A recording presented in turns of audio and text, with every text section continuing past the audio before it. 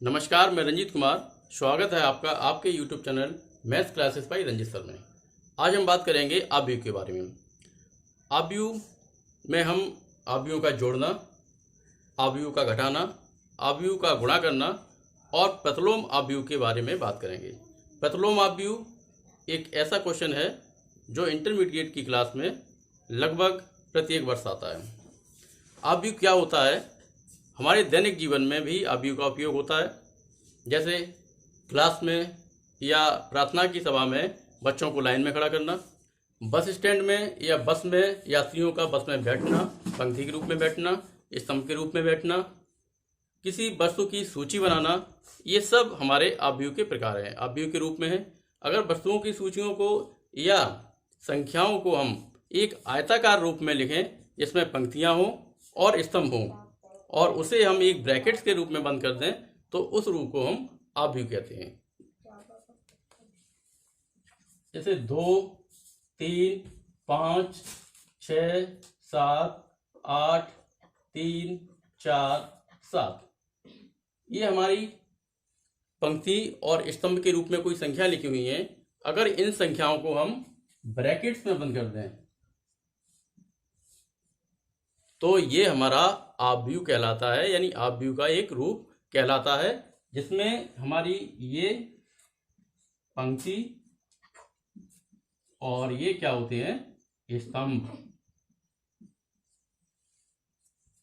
पंक्तियां और स्तंभ यानी आयत के रूप में पंक्तियों और स्तंभों के रूप में जो हमारा आयताकार बॉक्स होता है जिसे हम कोष्ठक के रूप में लिखते हैं उसे हम आव्यूह कहते हैं। क्षैतिज रूप में जो संख्याएं हमारी हैं वो पंक्ति रूप में और ऊर्ध्वाधर रूप में जो संख्याएं होती हैं वो स्तंभ रूप में होती हैं। यानी क्षैतिज रूप में जो संख्याएं होंगी उन्हें हम पंक्ति के रूप में कहेंगे, पंक्ति कहेंगे, और ऊर्ध्वाधर वाली संख्याओं को हम स्तंभ बोलेंगे। पहली पंक्ति को R1, दूसरी पंक्ति को R2 और तीसरी पंक्ति को R3। अगर आगे भी पंक्ति है तो उसे R4, R5, R6 कह सकते हैं। इसी तरह पहला स्तंभ C1, दूसरा स्तंभ C2 और तीसरा स्तंभ हमारा C3 कराएगा। आगे C4, C5, C6 इस तरह से आगे हम नाम दे सकते हैं। अब आव्यूह का क्रम या कोटि क्या होती है? अगर हमारे किसी भी आव्यूह में जितनी पंक्तियां हैं, पंक्तियां और स्तंभों की संख्या कोट के बराबर होगी। पंक्ति हमारी कितनी है इसमें? 1, 2, 3 यानी 3 पंक्तियां हैं और 3 स्तंभ हैं। तो इसका जो क्रम होगा आव्यूह का क्रम होता है m गुणा n। ठीक है, m क्या? पंक्ति और n क्या? हमारे स्तंभ। पंक्ति हमारी 3 है और स्तंभ हमारे 3 हैं। तो जो आव्यूह का क्रम होगा वो कितना होगा? 3 गुणा 3। दूसरा अगर आव्यूह हम लें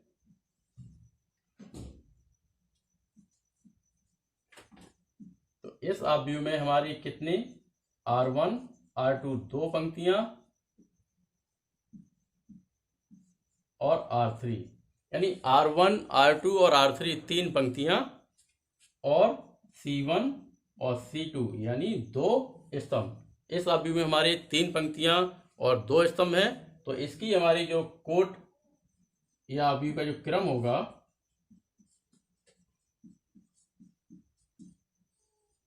वो कितना होगा? 3 गुणा 2 यानी पंक्ति गुणा स्तंभ के रूप में लिखते हैं आव्यूह की कोट को या क्रम को। तो इसमें जो पंक्ति है वो हमारी कितनी है? 3 और स्तंभ कितने हैं? 2। तो आव्यूह का जो क्रम होगा वो कितना होगा? 3 गुणा 2।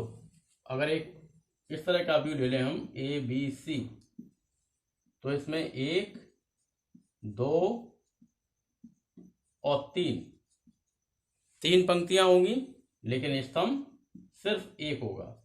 तो इसका जो क्रम है वो हमारा कितना होगा? 3 गुणा 1। 3 पंक्तियां 1 स्तंभ, तो हमारा जो क्रम होगा वो 3 गुणा 1 होगा। यानी आव्यूह की कोट या क्रम किसके बराबर होगा? पंक्ति गुणा स्तंभ के। जितनी पंक्तियां हैं पंक्तियों की संख्या गुणा स्तंभों की संख्या के बराबर उसका कोट या क्रम होगा। आव्यूह के भेद या आव्यूह के प्रकार। आव्यूह कितने प्रकार के होते हैं? पहला है क्षैतिज आव्यूह, जिसे कहते हैं हॉरिजेंटल मैट्रिक्स। हॉरिजेंटल मैट्रिक्स जिसमें हमारी पंक्तियों की संख्या कम तथा स्तंभों की संख्या ज्यादा हो। पंक्तियों की संख्या कम हो और स्तंभों की संख्या ज्यादा हो, ऐसे आव्यूह को हम क्षैतिज आव्यूह कहते हैं। क्षैतिज आव्यूह में हमारी पंक्तियां कम होंगी और स्तंभ ज्यादा होंगे। इसके बाद दूसरा आव्यूह है हमारा ऊर्ध्वाधर आव्यूह, जिसे कहते हैं वर्टिकल मैट्रिक्स, यानी स्तंभ। वो ऊर्ध्वाधर आव्यूह में क्या होगा, हमारी पंक्तियों की संख्या ज्यादा होगी और स्तंभों की संख्या कम होगी। पंक्तियां हमारी 1 2 3, स्तंभ कितने हैं, 2, यानी एक स्तंभ के रूप में दिखाई देना चाहिए। ये हमें एक स्तंभ के रूप में दिखाई दे रहा है, जबकि ये हमें क्षैतिज के रूप में दिखाई दे रहा है, क्षैतिज के रूप में और ये स्तंभ के रूप में। यानी इसमें हमारी पंक्तियों की संख्या ज्यादा है, स्तंभों की संख्या कम है, जबकि क्षैतिज आव्यूह में पंक्तियों की संख्या कम है और स्तंभों की संख्या ज्यादा है। नंबर 3 है हमारा वर्ग आव्यूह। वर्ग क्या होता है, वर्ग वो आकृति होती है जिसमें चारों भुजाएं बराबर हो। चारों भुजाएं बराबर हो, इसका मतलब क्या है, ऐसा आव्यूह जिसकी पंक्तियों की संख्या स्तंभों की संख्या के बराबर हो। यानी वर्ग आव्यूह में पंक्तियों की संख्या और स्तंभों की संख्या कैसी होनी चाहिए, बराबर। यहां पर इसका जो क्रम है वो कितना है, 2 गुणा 2, 2 पंक्तियां हैं 2 स्तंभ हैं, तो ये हमारा वर्गाव्यूह होगा। 3 गुणा 3 क्रम का भी वर्गाव्यूह हो सकता है, 4 गुणा 4 क्रम का भी, यानी जिसमें पंक्तियों और स्तंभों की संख्या बराबर हो उसे वर्गाव्यूह कहेंगे। स्तंभाव्यूह 1 2 3, यानी एक स्तंभ और 3 पंक्तियां, यानी स्तंभाव्यूह ऐसा आव्यूह जिसमें केवल एक स्तंभ हो उसे स्तंभाव्यूह कहेंगे, केवल एक स्तंभ। और ऐसा आव्यूह जिसमें केवल एक पंक्ति हो उसे हम पंक्ति आव्यूह कहेंगे।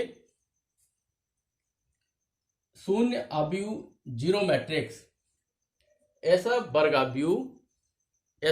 आव्यूह जिसका प्रत्येक अवयव शून्य हो उसे हम शून्य आव्यूह कहते हैं, शून्य आव्यूह या नल मैट्रिक्स कहते हैं। नेक्स्ट है हमारा इकाई या तत्समक आव्यूह। इकाई से मतलब एक, यानी ऐसा वर्ग आव्यूह जिसके मुख्य विकर्ण के सभी अवयव इकाई हो, मतलब एक हो। यानी ये वर्ग आव्यूह जिसमें 2 पंक्तियां 2 स्तंभ, ये वर्ग आव्यूह जिसमें 3 पंक्तियां 3 स्तंभ।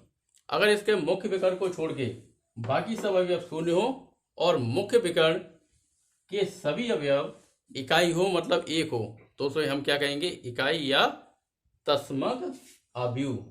मुख्य विकर्ण के सभी अवयव इकाई यानी एक होने चाहिए और बाकी शेष अवयव जो हो वो शून्य हो, तो ऐसे वर्ग आव्यूह को हम इकाई या तत्समक आव्यूह कहते हैं।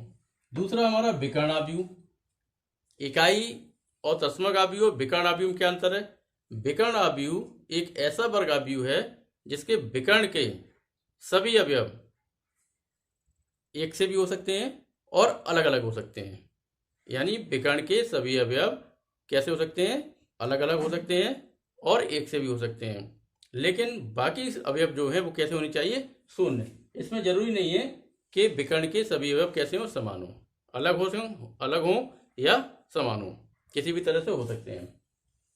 अदिश आव्यूह, अगर समान होंगे हमारे विकर्ण के सभी अवयव तो वो हमारा अदिश आव्यूह कहलाएगा। क्या कहलाएगा, अदिश आव्यूह। यानी ऐसा वर्ग आव्यूह जिसके मुख्य विकर्ण के सभी अवयव कैसे हो, समान हो, चाहे एक एक हो, चाहे दो दो हो, चाहे तीन तीन हो, कुछ भी हो, लेकिन सारे अवयव कैसे होने चाहिए, समान। मुख्य विकर्ण के सभी अवयव कैसे हो, समान, और शेष अवयव जो है वो हमारे शून्य होने चाहिए। तो ऐसे वर्ग आव्यूह को हम इकाई, ऐसे वर्ग आव्यूह को हम अदिश आव्यूह कहते हैं। अगला हमारा आव्यूह उप आव्यूह, मतलब कोई आव्यूह है उसके उप आव्यूह, मतलब छोटे छोटे आव्यूह हम जो बनाएंगे वो उसके उप आव्यूह कहलाएंगे। जैसे ये हमारा 3 गुणा 3 के क्रम में आव्यूह है, इसमें 3 पंक्तियां हैं, इसका जो क्रम है वो क्या है, 3 गुणा 3, यानी 3 पंक्तियां हैं और 3 स्तंभ हैं। अगर इसमें एक पंक्ति और एक स्तंभ छोड़ दें तो बाकी हमारी एक पंक्ति एक स्तंभ बचेगा। एक पंक्ति और एक स्तंभ छोड़ दें तो जो आव्यूह बचेगा वो हमारा 2 गुणा 2 क्रम का होगा। तो 2 गुणा 2 क्रम के जो भी अवयव हमारे बनेंगे वो इसके उप अवयव कहलाएंगे। जैसे a b x y, b c y z, x y 1 2, इस तरह के हमारे 9 उप अवयव बनेंगे। ये पहली पंक्ति पहला स्तंभ छोड़ने पर, दूसरी पंक्ति दूसरा स्तंभ छोड़ने पर, तीसरी पंक्ति तीसरा स्तंभ छोड़ने पर, इस तरह के हमारे 9 वर्ग अवयव बनेंगे जिसे हम ए के उप अवयव कहेंगे। अवयव का योग, दो अवयवों को हम कैसे जोड़ते हैं? अगर दोनों अवयवों के क्रम बराबर हैं, अगर दोनों अवयव हमारे 2 गुणा 2 क्रम के हैं, दोनों अवयव अगर 3 गुणा 3 क्रम के हैं, यानी दोनों अवयव के अगर क्रम बराबर हैं, पंक्तियों की संख्या और स्तंभों की संख्या दोनों में बराबर है, तो उन दोनों अवयवों को हम जोड़ सकते हैं या घटा सकते हैं। 2 अवयव हों या 3 अवयव हों या 4 अवयव हों, उनको तभी जोड़ सकते हैं जब सभी के क्रम कैसे हों? समान। जैसे a equal to 4 -1 5 -3, b equal to 7 4 8 -5, इसका क्रम कितना है? 2 गुणा 2, और इसका भी क्रम 2 गुणा 2, यानी पहले अवयव में भी दो पंक्तियां और 2 स्तंभ, और दूसरे अवयव में भी 2 पंक्तियां और 2 स्तंभ हैं। अतः हम दोनों अवयवों क्या कर सकते हैं? जोड़ सकते हैं, क्योंकि दोनों अवयवों के क्रम हमारे समान है और दोनों को ही हम घटा सकते हैं।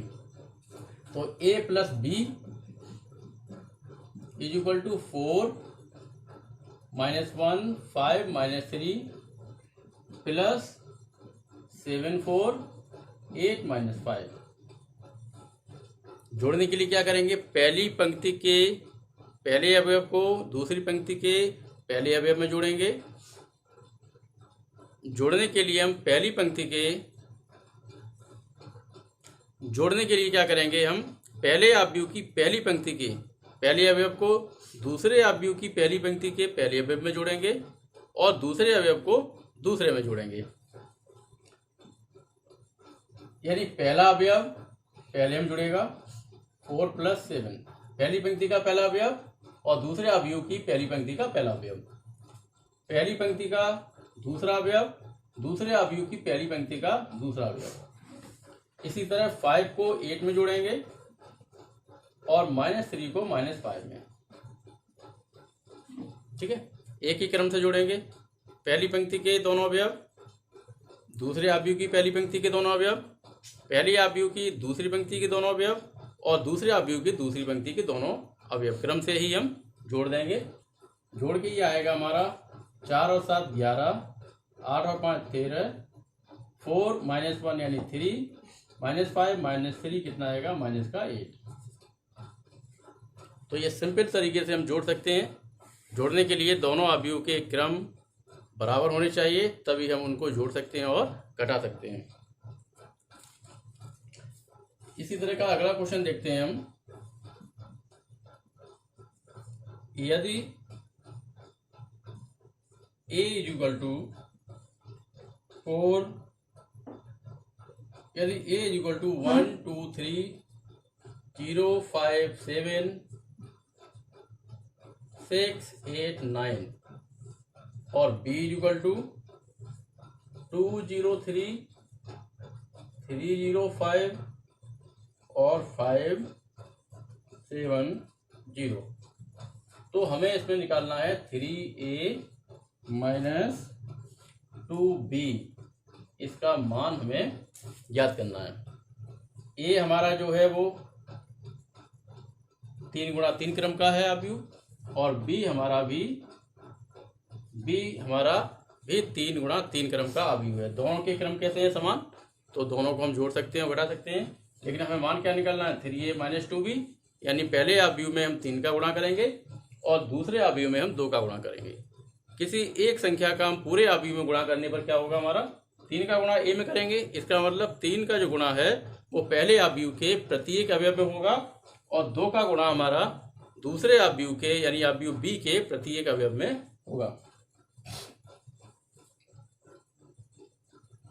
तो 3a - 2b इक्वल टू होगा हमारा 3, ब्रैकेट में a का मान 1 2 3 0 5 7 6 8 9 -2 पहली पंक्ति में 2 0 3, दूसरी पंक्ति 3 0 5 और तीसरी पंक्ति 5 7 0।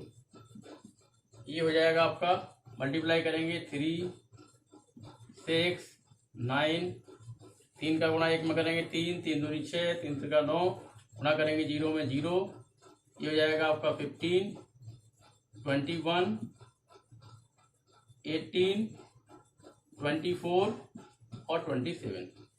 3 6 9 0 15 21 और 3 का गुणा 6 में करेंगे 18, 3 का गुणा 8 में करेंगे 24, 3 का गुणा 9 में करेंगे 27। माइनस 2 का गुणा करने पर हो जाएगा 4 0 6 6 0 10 10 14 0। अब क्या करेंगे, घटाएंगे तो 3 माइनस 4, 3 में से 4 घटाएंगे, 6 माइनस 0 9 माइनस 6, 0 माइनस 6 15 माइनस 0 और 21 माइनस 10, 18 माइनस 10, 24 माइनस 14 और 27 माइनस 0।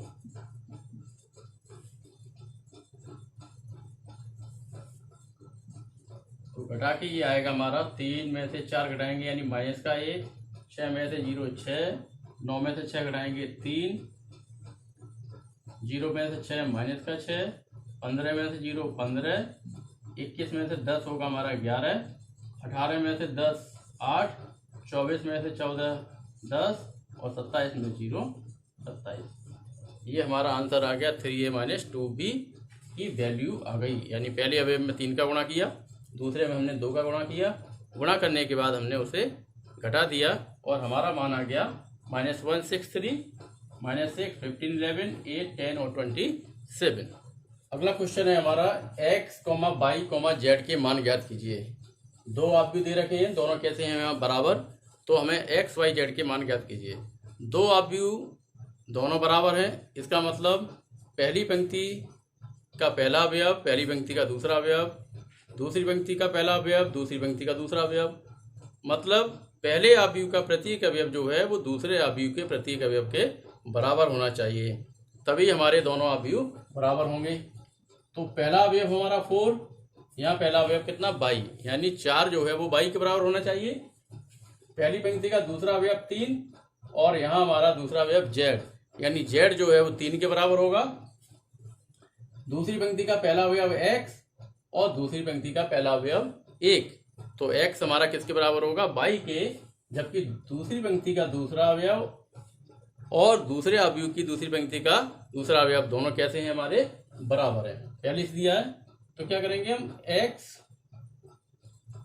यहाँ क्या करेंगे तुलना कर देंगे, तुलना करने पर पहले अवयव की पहले अवयव से करेंगे तो y = 4 आ गया।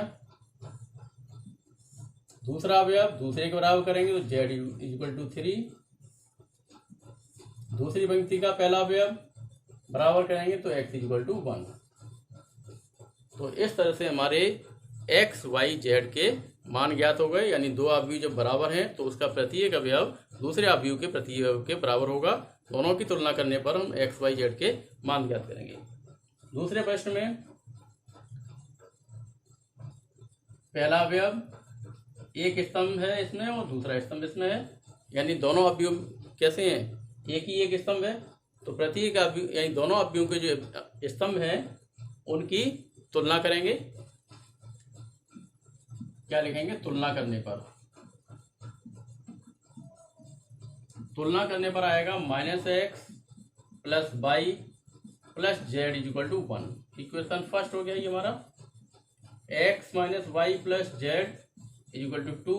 Equation second, x + y - z = 3।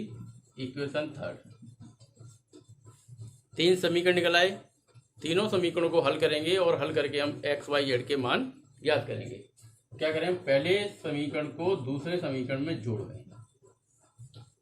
पहले समीकरण को दूसरे में जोड़ने पर -x + x हट जाएगा, y से y और z का मान निकल आएगा। यानी minus x plus y plus z is equal to 1, x minus y plus z is equal to 2।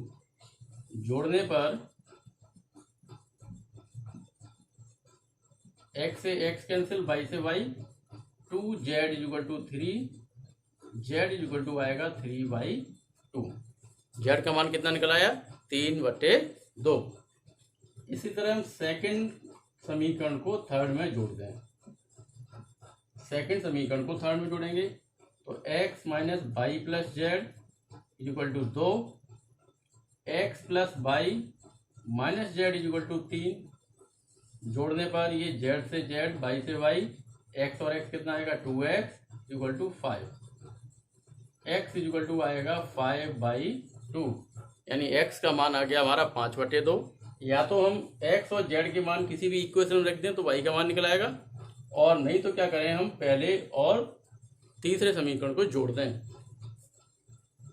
First plus third, पहले समीकरण को तीसरे में जोड़ेंगे यानी minus x plus y plus z is equal to 1, और तीसरा समीकरण है x plus y minus z is equal to 3।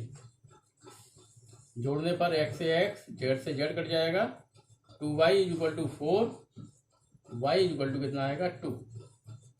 2 से 4 हमारे 2 बार कट जाएंगे। तो इस तरह हमारे निकल आए एक्स वाई जेड के